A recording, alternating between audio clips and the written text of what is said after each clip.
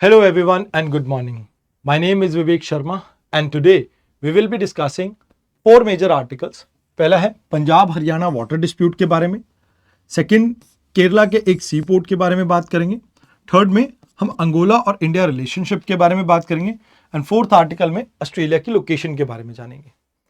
देखिए, पहले आर्टिकल में हम बात करेंगे पंजाब और हरियाणा के वाटर डिस्प्यूट के बारे में।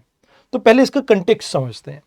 रिसेंट टाइम में आपको पता होगा, विंटर्स के टाइम पे जो स्नोफॉल है वो स्नोफॉल कम हुआ है।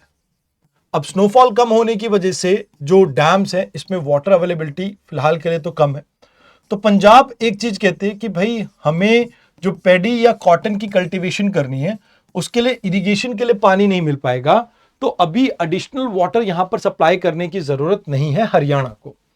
जबकि हरियाणा ये कहता है कि भाई भाखड़ा ब्यास मैनेजमेंट बोर्ड से कि हमारे को लोगों को पीने का पानी प्रोवाइड करना है, तो आप हमें कुछ एडिशनल वाटर प्रोवाइड करो। अब जिसके कंटेक्स्ट में पंजाब ये कहता है कि नहीं, आप ऑलरेडी आपको जो वाटर शेयर एनुअल बेसिस पे दिया गया है आप उससे ज्यादा यूज कर रहे हो, तो आपको यहां पर कोई एडिशनल पानी नहीं मिलेगा। तो पंजाब यहां पर कहता है कि भाई देखो, या तो आप कंप्लाई करो, नहीं तो हम लीगल एक्शन लेंगे हरियाणा के अगेंस्ट। और हरियाणा ये कहता है कि भाई ये तो फंडामेंटल राइट है, राइट टू लाइफ, और पानी तो सभी को चाहिए, तो ये राइट्स को वायलेट कर रहा है, तो इस वजह से हम भी सुप्रीम कोर्ट में जाएंगे। तो यहां पे अगर हम भाखड़ा ब्यास मैनेजमेंट बोर्ड की बात करें तो ये आपकी एक स्टैट्यूटरी बॉडी है जो कि सेटअप की गई थी सेक्शन 79 पंजाब रीऑर्गेनाइजेशन एक्ट 1966 के अंडर। अब ये आपका बोर्ड जो है ये ऑपरेशनल है सिंस 1976। और अगर देखा जाए तो इसके स्ट्रक्चर में बहुत ज़्यादा आपको घुसने की जरूरत नहीं है। अगर देखना चाहो तो इसका स्ट्रक्चर देख सकते हो, बट यूपीएससी पर्सपेक्टिव से बहुत ज़्यादा इंपॉर्टेंट नहीं है। बट यहां पर इंडियन कॉन्स्टिट्यूशन के अकॉर्डिंगली आर्टिकल 262 ये कहता है कि भी किसी भी दो स्टेट्स के बीच में अगर इंटर स्टेट वाटर डिस्प्यूट होता है तो यहां पे आपकी सेंट्रल गवर्नमेंट इसके लिए एक्ट बना सकती है और ट्रिब्यूनल को स्टैब्लिश कर सकती है। तो इंटरस्टेट वाटर डिस्प्यूट एक्ट 1956 के अंडर सेंट्रल गवर्नमेंट सेटअप करती है आपके ट्रिब्यूनल्स को, और ट्रिब्यूनल के अवार्ड्स बाइंडिंग होते हैं और फाइनल होते हैं। बट रिसेंटली सुप्रीम कोर्ट ने कहा कि भाई जुडिशियल रिव्यू जो है ये आर्टिकल 13 से आप ट्रेस कर सकते हो, आर्टिकल 32 से 226 से ट्रेस कर सकते हो। तो यहां पर जुडिशियल रिव्यू जो है वो बेसिक स्ट्रक्चर का पार्ट है, एंड आप बेसिक स्ट्रक्चर को वायलेट नहीं कर सकते हो। तो इन चीजों का जो ट्रिब्यूनल आपके अवार्ड्स देंगी इसको हम रिव्यू करने की पावर रखते हैं, बिकॉज कॉन्स्टिट्यूशन के अकॉर्डिंगली यहां पर आपके किसी भी कोर्ट को लाइक इंटरफेयर करने से जो सेंट्रल गवर्नमेंट है वो पार्लियामेंट है वो रोक सकती थी, नॉट सेंट्रल गवर्नमेंट, पार्लियामेंट रोक सकती थी। वैसे एंट्री 56 की बात करें यूनियन लिस्ट की, तो यहां पर इंटरस्टेट वाटर और रिवर वैली को सेंटर हैंडल करता है, रेगुलेट करता है। ये भी आपका एक मेजर लॉ है। अब फिलहाल के लिए वाटर रिसोर्स मैनेजमेंट में सबसे बड़ी प्रॉब्लम क्या है और क्या चीजें आपको यहां पे ध्यान रखनी है। तो पहली तो बात यह है कि जिस तरह से क्लाइमेट चेंज हो रहा है उसकी वजह से वाटर स्कार्सिटी आने वाले समय में और ज्यादा इंक्रीज करने वाली है, तो जिसकी वजह से इस तरह के इंटरस्टेट वाटर डिस्प्यूट और ज्यादा इंक्रीज होने की चांसेस है, इंटेंस होने के चांसेस है। और यहां पे कहीं ना कहीं आपको एक ये भी देखना पड़ेगा कि पॉलिटिकल और इन्वायरमेंटल कॉन्सिक्वेंसेस जो है उसको हमें समझना होगा। देखिए, दो स्टेट्स के बीच में आपको कंसेंसस बिल्ड करना पड़ेगा कि वाटर शेयरिंग को वो प्रमोट कर सकें, without which it will be very difficult. And कहीं ना कहीं यहां पर लीगल टेंशंस की भी प्रॉब्लम रहती है, जैसे आर्टिकल 262 के अंडर ट्रिब्यूनल्स एस्टैब्लिश होते हैं और ट्रिब्यूनल्स बहुत लंबे लंबे समय तक अपने वर्डिक्ट नहीं देते, तो वो एक प्रॉब्लम रहेगा। एंड अभी पंजाब और हरियाणा के बीच में सतलुज यमुना लिंकिंग प्रोजेक्ट को लेके भी कई बार आपने टसल्स के बारे में सुना होगा। तो these are the things that you have to keep in mind in this article. कहीं ना कहीं पॉलिटी से आप इस आर्टिकल को रिलेट कर सकते हो। तो ये आपका पहला मेजर आर्टिकल था। आइए अब बात करते हैं दूसरे आर्टिकल की, जहां पर प्राइम मिनिस्टर ये कह रहे हैं कि भाई एक्चुअल में इंडिया की ग्रोथ में पोर्ट्स बहुत इंपॉर्टेंट रहने वाले हैं। अब यहां पे अभी रिसेंटली केरला के त्रिवेंद्रपुरम एरिया में हमने एक इंटरनेशनल डीप वाटर मल्टीपर्पज सी पोर्ट को क्या किया, इनोग्रेट किया। अब ये इंडिया का पहला डेडिकेटेड ट्रांसशिपमेंट पोर्ट है। अब ट्रांसशिपमेंट पोर्ट्स क्या होते हैं, जैसे फॉर एग्जांपल अब इंडिया के अंदर अगर हम जैसे मान लीजिए कोई कार्गो लेके आ रहे हैं, अब प्रॉब्लम ये है कि इंडिया के अंदर कोई भी डीप सी पोर्ट नहीं होते। तो हम क्या करते हैं, बड़े वेसल से सामान कोलंबो में उतारते हैं और फिर वहां से छोटे छोटे वेसल्स में अलग अलग जगह पर अपने शिप्स को लेके जाते हैं। अब इंडिया का यहां से बहुत सारा रेवेन्यू का लॉस होता था, तो इंडिया क्या कहता है कि अब हम अपना खुद का एक ऐसा पोर्ट बनाएंगे जिसको अब पब्लिक प्राइवेट पार्टनरशिप के अंडर अडानी ग्रुप के साथ मिलकर यहां पर केरला गवर्नमेंट ने बना लिया है।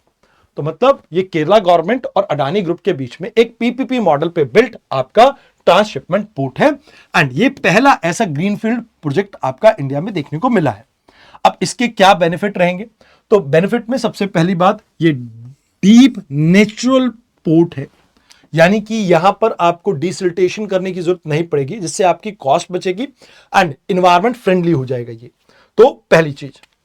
दूसरी चीज, आप अगर इस पॉइंट की लोकेशन को देखें तो एक तरफ आप अफ्रीका की बात करें, यहां पर आप अफ्रीका देखते हैं, यहां पर आप मिडिल ईस्ट देखते हैं, तो कहीं ना कहीं जो मिडिल ईस्ट को ईस्ट एशिया से, बाकी जो साउथ ईस्ट एशिया है, फार ईस्ट, उससे कनेक्ट करने के लिए ये एरिया बहुत इंपॉर्टेंट है। जैसे यूरोप से आपकी सुएज कनाल से शिप्स आ रही हैं, तो उस सी लेन के ऊपर लोकेटेड है, तो इंडिया के पास चांस है कि इंडिया अपने खुद की इकोनॉमी को तो बूस्ट कर ही सकता है, प्लस इससे साथ के साथ मनी भी कमा सकता है, क्योंकि मलक्का स्टेट के ऊपर एक इंपॉर्टेंट पोर्ट है सिंगापुर। अब अगर इंडिया का ये पोर्ट काफी अच्छा ही काम करने लग जाए, लॉजिस्टिक वे में बहुत स्ट्रांग हो, तो कहीं ना कहीं कोलंबो पोर्ट के ऊपर आप जो लाइक आज की डेट में आपको स्टॉपेज देखने को मिलता है, आप उसको रिड्यूस कर पाओगे, तो कहीं ना कहीं इंडिया के लिए भी एक बेनिफिट रहेगा। अब यहां पर लार्ज वेसल को ये हैंडल कर सकता है, फर्स्ट ट्रांसशिपमेंट पोर्ट है, ये तो मैंने आपको बता ही दिया, एंड कहीं ना कहीं ये आपका पार्ट है सागरमाला प्रोजेक्ट का, और इससे कनेक्टिविटी तो बूस्ट होगी, बट आप ये मान के चलो कि जो हिंटरलैंड है, इनर साइड है आपके, वहां पर भी डेवलपमेंट होगी, तो कार्गो की इनवर्ड आउटवर्ड जो मूवमेंट है, दोनों को यहां पर आप बेनिफिट प्रोवाइड कर सकते हो। अब इसमें अगर आप देखें तो 75% इंडिया की ट्रांसशिपमेंट कार्गो अभी तक कोलंबो, सिंगापुर एंड क्लंग जो आपका पोर्ट है वहां से ऑपरेट करते थे, जिससे अपने को लगभग $220 मिलियन का हर साल लॉस होता था। अब अगर अपनी लॉजिस्टिक एफिशिएंसी इंप्रूव होती है तो हम इस लॉसेस को कम कर सकते हैं। इन एडिशन टू दिस, इससे इंडिया का मरीन टाइम इंफ्रास्ट्रक्चर को एक बड़ा पुश मिलेगा, लॉजिस्टिक हब बनेंगे, मैन्युफैक्चरिंग सेक्टर को बूस्ट मिलेगा, तो इससे कहीं ना कहीं इंडिया का जो मेक इन इंडिया है उसको भी कहीं ना कहीं बहुत ज्यादा सहारा मिल सकता है। इन एडिशन टू दिस, अपने पास यहां पर पोजीशन ग्लोबल मरीन टाइम जो रूट्स है उसके ऊपर हमारी पोजीशन इंप्रूव होगी, कहीं ना कहीं हम इंडो पैसिफिक एरिया में जो इंडिया जायंट रोल अचीव करना चाहता है उस रोल को हम अचीव कर पाएंगे, प्लस हमारे सागरमाला जो इनिशिएटिव है उसको भी ये बूस्ट करेगा, इंडिया की सिक्योरिटी और ट्रेड रेजिलियंस इंप्रूव होगी, तो वो चीजें यहां पर आपको देखने को मिलती है। In addition to this, PPP model पे अगर हम बात करें तो ये बिल्ट हुआ है, बट एक ऐसी स्टेट में बिल्ट हुआ है जहां पर आपके लेफ्टिस्ट गवर्नमेंट देखने को मिलते हैं, कम्युनिस्ट पार्टी देखने को मिलती है, तो ये अपने आप में इंडिया के डाइवर्स कल्चर की एक सक्सेस स्टोरी के बारे में आपको शोकेस करता है। अब इससे केरला की इकोनॉमी के ऊपर भी असर पड़ेगा, क्योंकि पोर्ट के operations, logistics, ship building, repairs, ऐसी कई सारी यहां पर जॉब्स क्रिएट होंगी, टूरिज्म को बूस्ट मिलेगा, बिजनेसेस को बूस्ट मिलेगा, एंड कहीं ना कहीं गवर्नमेंट ये भी सोच रही है कि कोची एरिया में हम शिप की रिपेयर का एक सेंटर भी खोल दें। तो यहां पर पीएम गति शक्ति योजना से आप इसे रिलेट कर सकते हो, मेक इन इंडिया से रिलेट कर सकते हो, एंड इंडिया का जो लॉजिस्टिक परफॉर्मेंस इंडेक्स में स्कोर है उसको इंप्रूव करने के लिए भी इस स्टेप को आप इससे रिलेट कर सकते हो। तो ये था आपका सेकेंड आर्टिकल। आइए अब बात करते हैं आज के थर्ड आर्टिकल की। थर्ड आर्टिकल में we will be talking about Angola. वैसे तो लोकेशन इंपॉर्टेंट है, बाकी इसके इंटरनेशनल रिलेशंस में आपको क्वेश्चन आने की बहुत कम प्रोबेबिलिटी है। हाँ ठीक है, ये एज अ पॉइंट यूज कर सकते हो इंडिया अफ्रीका रिलेशन के ऊपर अगर क्वेश्चन आता है। अब यहां पर क्या हुआ कि 1975 में अंगोला को आजादी मिलती है और हम अंगोला को कहीं ना कहीं रिकॉग्नाइज करते हैं। 1985 में हमने अपनी एम्बेसी खोल दी थी, तो अभी 40 साल कंप्लीट हुए अंगोला के साथ हमारी लाइक रिलेशन को। तो अंगोला के प्रेसिडेंट इंडिया की विजिट पे आए थे, तो यहां पर हमने इनके साथ आयुर्वेद और ट्रेडिशनल मेडिसिन को लेकर एमओयू साइन किया, ताकि आपस में हेल्थ कॉपरेशन को बूस्ट कर सके। एग्रीकल्चर को लेके, उसकी प्रोडक्टिविटी, नॉलेज शेयरिंग को लेके हमने एमओयू साइन किया, एंड कल्चरल कॉपरेशन के ऊपर भी हमारा फोकस रहेगा, बायलैटरल कल्चरल एक्सचेंज, जहां पर आप ये मान के चलो यूथ एक्सचेंज और योगा एंड बॉलीवुड के ऊपर हमारा फोकस यहां पे रहेगा। अब इस विजिट के दौरान इंटरनेशनल सोलर अलायंस का 123rd मेंबर बन गया है अंगोला, एंड हमने इनको इनविटेशन कहीं ना कहीं आप ये कह सकते हो फॉरवर्ड किया for various other organisation like coalition for disaster resilience infrastructure, big cat alliance, global biofuel alliance. तो इनको लेके भी हमने इनके साथ अभी लाइक आप ये कह सकते हो इनविटेशन दिया, देखते हैं ज्वाइन करते हैं कि नहीं। आगे के समय में हमारा प्लान है कि कैसे हम इनके साथ डिजिटल पब्लिक इंफ्रास्ट्रक्चर को बूस्ट कर सके, क्रिटिकल मिनरल्स के ऊपर फोकस रहेगा, डायमंड प्रोसेसिंग के ऊपर फोकस रहेगा और स्पेस टेक्नोलॉजी के ऊपर। हमने इन्हें लाइन ऑफ क्रेडिट प्रोवाइड की है $200 मिलियन की इनकी डिफेंस अपग्रेडेशन को लेके, एंड कहीं ना कहीं हम ट्रेनिंग भी प्रोवाइड करेंगे किनको, अंगोला के मिलिट्री पर्सनल्स को। तो यहां पर अपना फोकस है। तो major core area energy partnership, Africa के लिए एक गेटवे हो सकता है बिकॉज अफ्रीका के अंदर हम एक पार्टनर की तो तलाश में है ही हैं, एंड कहीं ना कहीं डिफेंस कॉपरेशन और मिनरल ट्रेड्स को लेके भी आपका लाइक ओवरऑल ये बूस्ट करेगा। अब अंगोला की बात करें तो अफ्रीका के वेस्ट साइड में आपके ये कंट्री लोकेटेड है। एक तरफ आप अगर देखें तो ये वाला जो पार्ट है ये डेमोक्रेटिक रिपब्लिक ऑफ कॉन्गो का है। अब इसके साथ साथ ये रिपब्लिक ऑफ कॉन्गो के साथ भी बॉर्डर शेयर करते हैं क्योंकि हल्का सा टेरिटरी इसके थोड़ा ऊपर की तरफ भी है। अब साथ के साथ जाम्बिया और नामीबिया इनके साथ ये अपना बॉर्डर शेयर करता है। तो ये इसकी लोकेशन है, इसके बारे में आपको बेयर मिनिमम इतना पता होना चाहिए। आइए अब बात करते हैं ऑस्ट्रेलिया की। अल्बनीज, इनको सेकंड कॉन्जिक्यूटिव टर्म मिली है, यानी दूसरी बार ये काउंटर लेफ्ट लेबर पार्टी के जो लीडर हैं 2025 का इलेक्शन जीत के फेडरल पार्लियामेंट्री कॉन्स्टिट्यूशनल मोनार्की के हेड बन गए। मतलब यहां पर आप मान के चलो कि ब्रिटिश मोनार्की के अंडर ही ये वर्क करते हैं। तो अभी अगर हम बात करें तो ऑस्ट्रेलिया के आसपास आपको क्या क्या देखने को मिलता है, लेट्स टॉक अबाउट दिस। एक तरफ तो आपका यहां पर ग्रेट बैरियर रीफ आता है, इस साइड कोरल रीफ है, कोरल सी आ गया आपका, फिर यहां पर अराफोरा सी आ गया, यहां इस साइड आपका तैमूर सी आ गया, ये तैमूर सी अराफोरा सी है। देन नीचे की तरफ ये पूरा एरिया आपका इंडियन ओशन का आ गया, ये पूरा इंडियन ओशन है।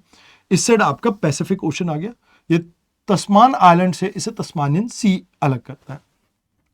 ये इसकी कैपिटल सिटी है, दैट इज कैनबेरा। अगर बात की जाए यहां पर आपको दो मेजर रिवर्स देखने को मिलते हैं, डार्लिंग एंड मुरे। यहां पर एक मैकडॉनल्ड रेंज आपको देखने को मिलती है। उसके अलावा मेजॉरिटी आपका जो ऑस्ट्रेलिया है वो डेजर्ट से कवर है, जैसे Victoria desert, great sandy desert and Gibson desert. अब मैकडॉनल्ड रेंज के बारे में तो मैंने आपको बता दिया, वैसे ऑस्ट्रेलियन एल्प्स भी आपको यहाँ पर एक माउंटेन रेंज देखने को मिलती है। तो ज़्यादातर एरिया आपका ग्रासलैंड है या डेजर्ट है। यहाँ पे नेचुरल रिसोर्सेज के लिए काफ़ी प्रोमिनेंट है ये एरिया।